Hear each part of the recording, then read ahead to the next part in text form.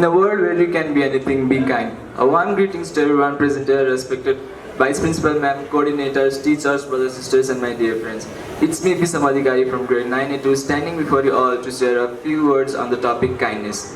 Kindness is one of the most valuable qualities a person can have. It means being helpful, caring, and respectful towards others. A simple act of kindness, such as helping a classmate, sharing with friend, or speaking politely, can make someone's day better. In today's busy world, people often forget how powerful kindness can be. Kindness creates happiness, strengthens relationships, and makes our day better.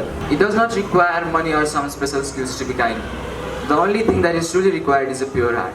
As students, we can practice being kind by respecting our teacher, helping our friends, and by being considerate of others.